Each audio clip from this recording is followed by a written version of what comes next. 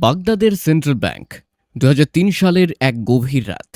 কোনো বন্দুকের লড়াই নেই, নেই কোনো হলিউডি স্টাইল অ্যাকশন, অথচ ঘটে গেল ইতিহাসের সবচেয়ে বড় ব্যাংক ডাকাতি।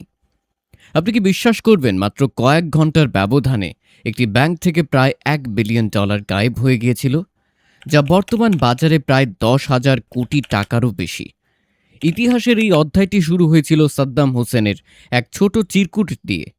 কোনো গোপন সুড়ঙ্গ বা লকার ভাঙার প্রয়োজন পড়েনি। স্রেফ তার ছেলের দেওয়া একটি চিঠিতেই ব্যাংকের ভল্ট খুলে দিতে বাধ্য হয়েছিল কর্তৃপক্ষ। কিন্তু একজন সাধারণ মানুষের কাছে এটি স্রেফ একটি ডাকাতি নয়, বরং একটি ভেঙে পড়া সিস্টেমের চরম অসহায়ত্ব। তথ্য বলছে, সেই টাকাগুলো বস্তাবন্দি করে ট্রাকে তুলতে সময় লেগেছিল প্রায় 5 ঘন্টা। কিন্তু সবচেয়ে বড় ধোঁয়াশা তৈরি হয়েছিল ডাকাতির ঠিক পরবর্তী সিদ্ধান্তগুলোতে। যখন মার্কিন বাহিনী বাগদাদে প্রবেশ করল, তখন সেই বিপুল পরিমাণ অর্থের খুব সামান্যই অংশ উদ্ধার করা সম্ভব হয়েছিল। বাকি কয়েকশো মিলিয়ন ডলার আজও নিখোঁজ। কিছু বিশ্লেষণে প্রশ্ন তোলা হয়, তৎকালীন বিশৃঙ্খল পরিস্থিতির সুযোগ নিয়ে সেই টাকাগুলোকে আসলে উদ্ধার হয়নি, নাকি সেগুলো কৌশলে অন্য কোথাও সরিয়ে নেওয়া হয়েছিল।